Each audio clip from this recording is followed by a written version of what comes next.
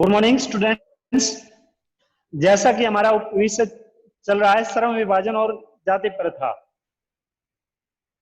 इसी का अध्ययन करेंगे। तो शुरू करते हैं।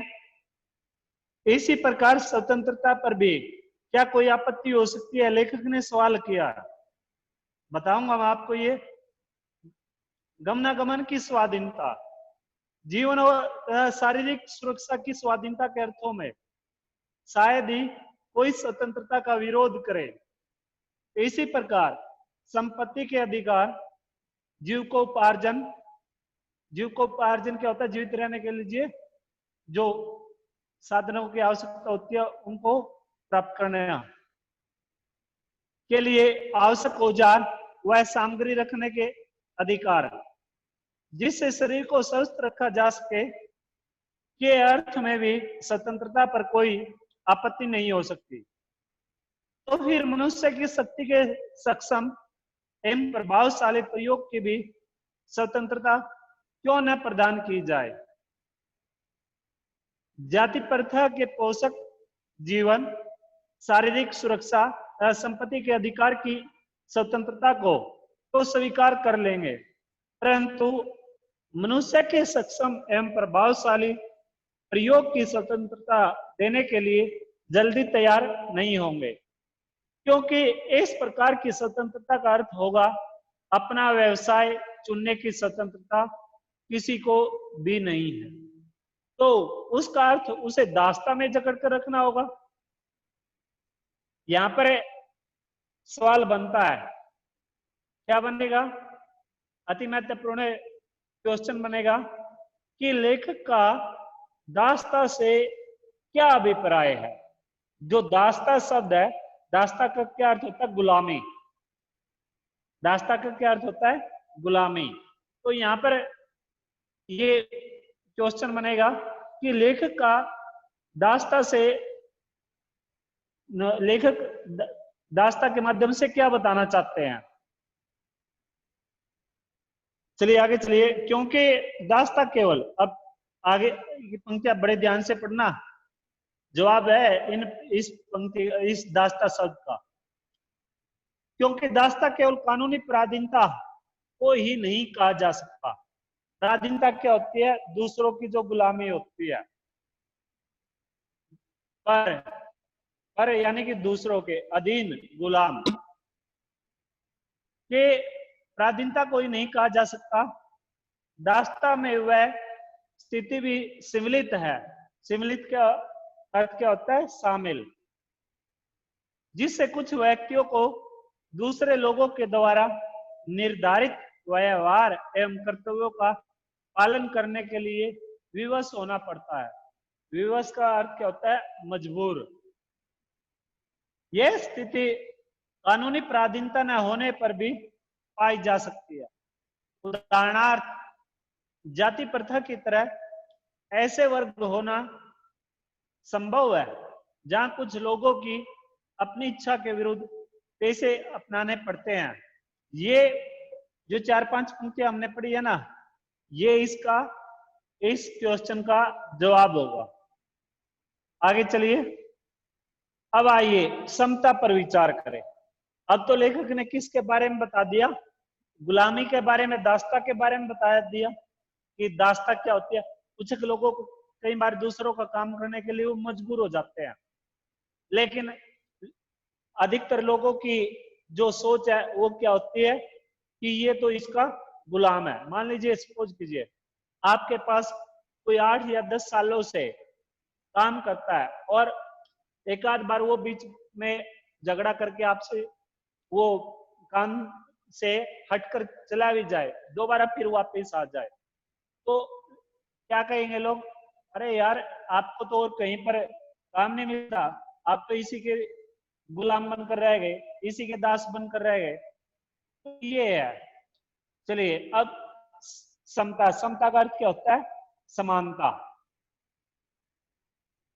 अब आइए समता पर विचार करें। क्या समता पर किसी की आपत्ति हो सकती है? फ्रांसीसी क्रांति के नारे में समता शब्द ही विवाद का विषय रहा है। समता के आलोचक यह कह सकते हैं कि सभी मनुष्य बराबर नहीं होते और उनका यह तर्क वजन भी रखता है। वजन रखना मुहावरा बन जाएगा, वजन रखना। इसका अर्थ होगा महत्वपूर्ण होना। क्या अर्थ होगा? वजन रखने का अर्थ महत्वपूर्ण होना।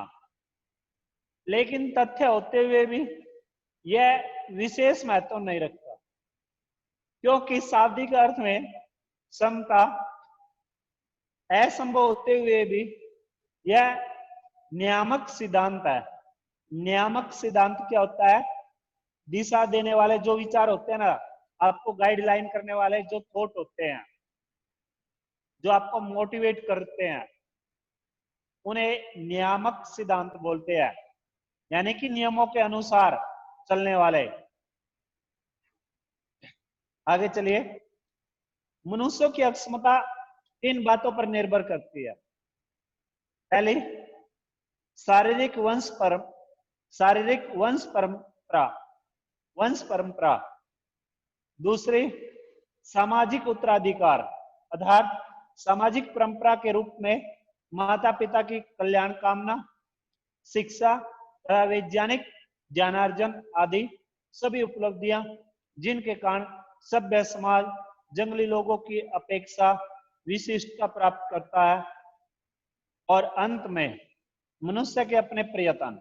अब देखो, शारीरिक वंश परंपरा से अभिप्राय यहाँ पर क्या है? कई बार देखते नहीं है कि अगर किसी के पिताजी लंबे हैं तो उसका बेटा भी लंबाई होगा, यानी कि उसकी लंबाई होगी, उसका जो शारीरिक जो शरीर है वो काफी लंबा होगा, 5, साढ़े पांच 6.5 फुट का। और कुछ के क्या होते हैं, थोड़े नीचे कद के होते हैं, तो वो नीचे उनकी जो संतान है वो उनकी हाइट ज्यादा नहीं होती।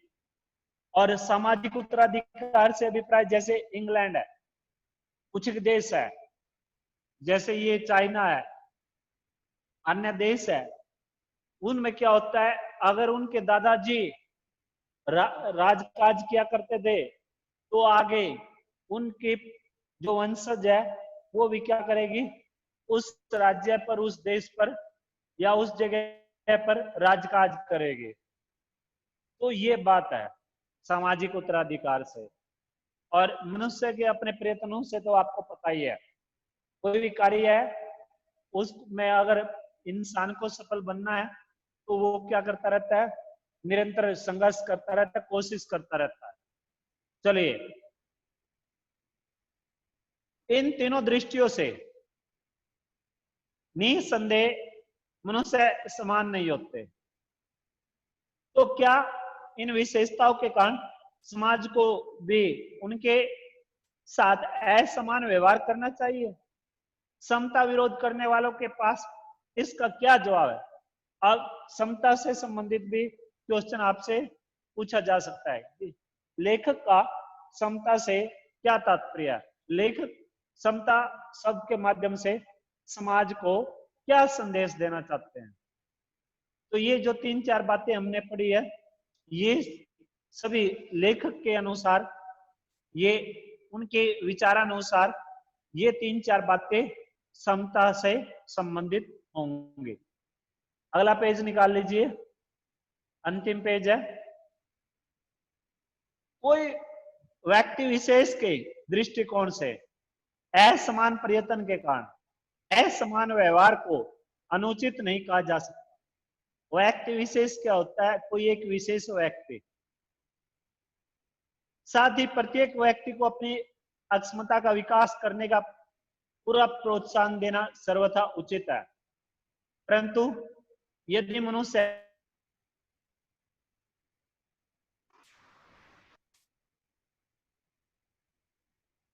यदि मनुष्य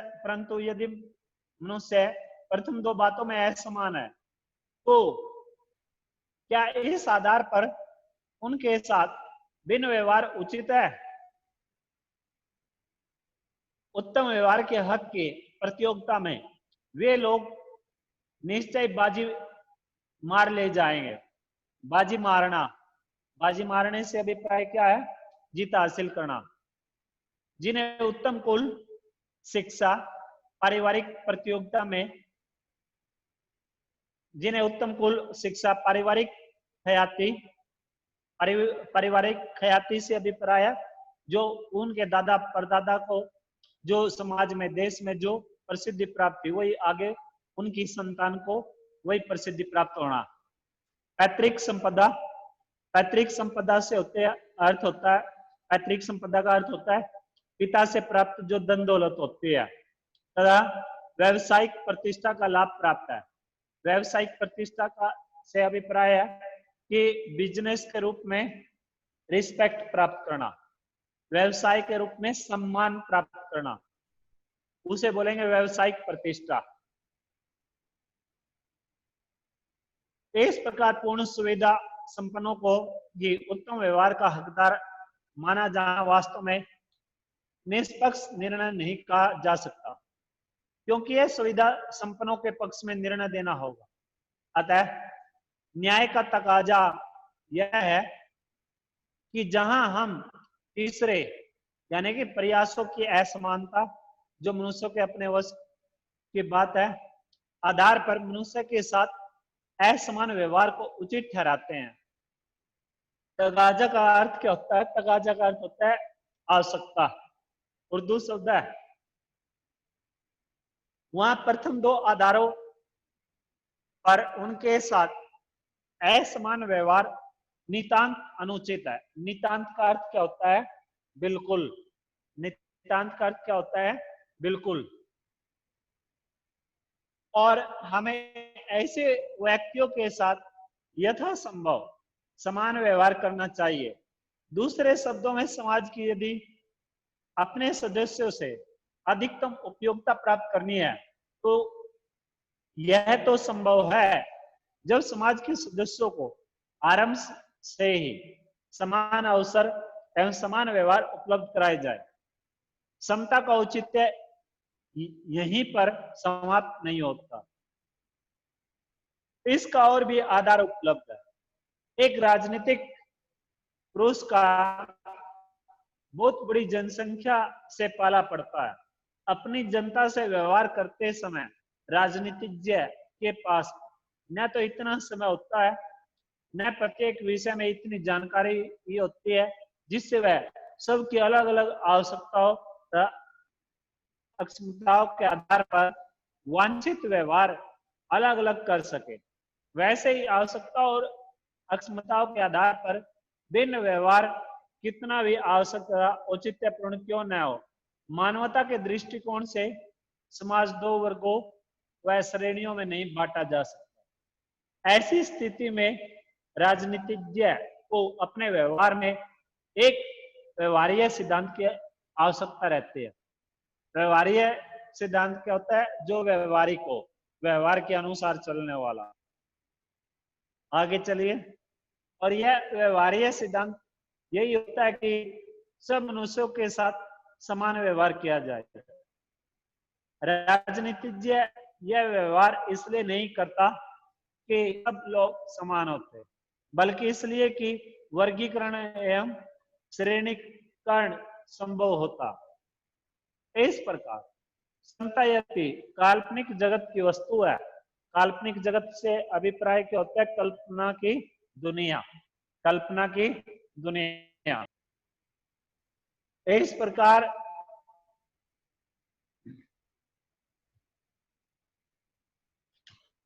देखिए आगे, इस प्रकार समता यदि काल्पनिक जगत की वस्तु है, फिर वे राजनीतिज्ञ को सभी परिस्थितियों को दृष्टि में रखते हुए उसके लिए यही मार्ग भी रहता है, क्योंकि यही व्यवहारिक भी है और यही उसके व्यवहार की एकमात्र कसौटी भी है। अब देखिए, ये जो अध्याय है ये आपका समाप्त हो चुका है।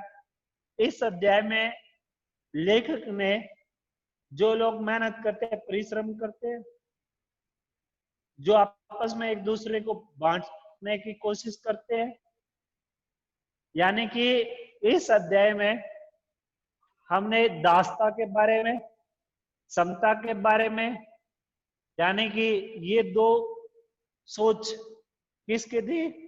लेखक की ऐसी सोच थी कि अगर आदर्श समाज बनाया जा सकता है तो एक इस दास्ता शब्द को समझना पड़ेगा और एक इसको समानता को समझना पड़ेगा और वहां की उस क्षेत्र की या उस देश की बागडोर जिस भी राजा या जिस भी महापुरुष के हाथों में है उसको भी अपनी जनता के अनुसार चलना पड़ेगा, जनता को भी उसके नियमों को समझना पड़ेगा। तो ये इसमें बताई है लेखक ने, यानी कि लेखक की सोच के अनुसार एक आदर्श समाज कैसा हो सकता है और उन्होंने श्रम विभाजन और जाति प्रथा के संदर्भ में जो कुछ बताया है। अब अभ्यास के प्रश्न उत्तर निकाल लीजिए। अभ्यास के 6 क्वेश्चन बनेंगे इसमें। अभ्यास में पहला है जाति प्रथा को श्रम। पहला तो ये है, वैसे तो लेखक ने बहुत सारे तर्क दिए लेकिन उनमें से 4-5 जो तर्क है वो विभाजन के साथ साथ श्रमिक विभाजन का रूप लिए हुए है, यानी कि श्रमिक विभाजन से अभिप्राय क्या है, मजदूर वर्ग से वो आपस में अपने अपने एक काम को बांट लेते हैं, अपने अपने कार्य को वो क्या करते हैं, जिसके हिस्से में जो काम है उसी को वो करते हैं, दूसरा काम बिल्कुल नहीं करेंगे। आप ये ऐसा देखते भी होंगे समाज में, अगर किसी को मान लीजिए कोई किसी कारणवश नहीं आ पाया तो उसका हिस्से का काम वो बिल्कुल नहीं करता, उसके दिमाग में एक ही सोच होती है कि इस काम के भी उतने ही पैसे मिलने और अगर मैं उस दूसरे व्यक्ति का काम करूंगा तब भी मुझे उतने ही पैसे मिलने। लेकिन उसकी सोच ये नहीं है कि कहीं ना कहीं किसी न किसी रूप में अगर भाईचारा बना के रखेंगे और तो समाज विकसित होगा, देश विकसित होगा और देश विकसित होगा तो इसके जो निवासी है, इस देश में जो रहने वाले लोग हैं उन सभी का विकास हो। तो पहली सोच तो ये होनी चाहिए, लेखक ने ऐसा बताया, ऐसा तर्क दिया। दूसरा, श्रम विभाजन निश्चय सभ्य समाज की आवश्यकता होती है, परंतु किसी भी सभ्य समाज में श्रम विभाजन की व्यवस्था श्रमिकों का अलग वर्गों में अस्वाभाविक विभाजन नहीं कर सकती। तीसरी बात, भारत की जाति प्रथा श्रमिकों का अस्वाभाविक विभाजन नहीं करती, बल्कि विभाजित यानी कि बटे हुए जो अलग अलग वर्ग हैं उन्हें एक दूसरे की अपेक्षा ऊंच नीच भी करार देती है, जो कि विश्व के किसी भी समाज में नहीं पाया जाता। आप इस पंक्ति का अर्थ जानने की कोशिश करना। बड़ा कटाक्ष व्यंग्य किया है इसमें, इस पंक्ति में लेखक ने। इस पंक्ति में जो व्यंग्य है वो क्या है, अब आप देखोगे, अगर कोई जाट वर्ग से या किसी अन्य जाति से, ब्राह्मण वर्ग से या फिर किसी अन्य जाति से किसी उच्च ओहदे पर बैठा है, कोई बड़ा ऑफिसर बना है, तो वो क्या करेगा, वो नीचे अन्य जो कास्टें होती है उन्हें वो इतना महत्व नहीं देता, या फिर क्या करेगा, अपनी जाति के या तो अपनी जाति के किसी व्यक्ति को वहां पर नौकरी पैसा दिलवाएगा या फिर क्या करेगा, अपनी जाति की भी क्या करना शुरू कर देगा, काट करनी शुरू कर देगा, अपनी जाति के व्यक्ति को भी नहीं रखेगा। आप देखते नहीं हो, गांव में शहरों में अड़ोस पड़ोस में कई बार सुनते हुए, यार वो है ना जो वो व्यक्ति है वो तो राम है, मोहन है, सोन है, बहुत बड़ा ऑफिसर, अगर वो चाहे ना गांव से कम 100 लड़कों को नौकरी दिलवा सकता है, लेकिन वो चाहता ही नहीं। अगर उसके पास है ना वो जाट का है और उसके पास अगर कोई ब्राह्मण का जाए ना तो ब्राह्मण को तो मतलब ही नहीं वो नौकरी दिलवाता है, सिर्फ वो तो जाटों को ही दिलवाता है, या वो ब्राह्मण का ब्राह्मणों को ही दिलवाता है, या अन्य जाति का तो अन्य जाति को दिलवाता है। तो ये जो सोच है लोगों की, ये हमारे समाज को बिल्कुल खोखला बनाती जा रही है, बिल्कुल डावाडोल कर दिया है इस सोच ने लोगों को, ऐसी सोच। तो ये 3 बातें। चौथी बात जान लीजिए, जाति प्रथा को यदि श्रम विभाजन मान लिया जाए तो यह स्वाभाविक विभाजन नहीं है, क्योंकि यह मनुष्य की रुचि पर निर्भर ही नहीं करता। सिर्फ लोग उसे आपस में बांटते हैं, लोगों की जो सोच है आपस में समाज को बांटती है, ये बातें हैं। अगला सवाल देखिए, जाति प्रथा भारतीय समाज में बेरोजगारी व भूखमरी का भी एक कारण कैसे बनती रही है? क्या यह स्थिति आज भी है? ये जो स्थिति आज तो बहुत भयंकर है। पढ़े लिखे इतने हो गए, शिक्षित, पूरा का पूरा देश शिक्षित हो गया। अगर आज से 10-15 साल पहले जाए ना, हेलो, साल पहले चले तो लड़कियों को भी ज्यादा से ज्यादा किधर तक पढ़ाया जाता? 10वीं या 12वीं। गांव से एक आध लड़की होगी जो कॉलेज के लिए कॉलेज पढ़ने चले गए, वरना अधिकतर क्या होता है, लड़के या लड़की 10-12 पढ़ लेते थे। लेकिन आज पीएचडी, डीलिट, एमबीए डिग्री हासिल, बड़े बड़े, एक व्यक्ति के पास 5-5 डिग्री डिप्लोमे मिलेंगे, और नौकरी पता है कितने की करेगा? 8,000, 10,000, 15,000, जिसमें वो खुद का खर्च, वो अपना खर्च देखे या फिर घर के खर्च की ओर देखे। राजनीतिक सरकार है, सरकार राजनीति करती है, सरकार को सिर्फ अपनी वोटों से मतलब है। बुरा हाल है आज पूरे देश में। तो ये चीजें हैं। अब देखिए इसका अर्थ जानने की कोशिश करना। जाति प्रथा भारतीय समाज में मनुष्य का गर्भ धारण या जन्म के समय से कोई उसका काम या पेशा निर्धारित नहीं करती, कि पेट में बच्चा पल रहा है और पेट में पलते समय उसको एक उसके लिए डिसाइड कर दिया कि आप तो सिर्फ ये काम करोगे। नहीं, ऐसा नहीं है। वो बच्चा मेहनत करेगा, संघर्ष करेगा, और संघर्ष करने के बाद वो जो उसका टारगेट है, जो उसका लक्ष्य है, अपने लक्ष्य तक पहुंचता है। और कुछ व्यक्ति तो क्या करते हैं, सिर्फ एक साधारण सा लक्ष्य डिसाइड कर लेते हैं अपने लाइफ में, चलो भाई ठीक है, क्लर्क लग गए, सरकारी नौकरी में मिल गई, ठीक है, बस ये उसका टारगेट है, एचएससी का टेस्ट क्लियर हो गया, बस। लेकिन कुछ व्यक्तियों के अंदर जो जुनून होता है वो समुद्र की लहरों की तरह होता है, वो कभी भी ठंडा नहीं पड़ता।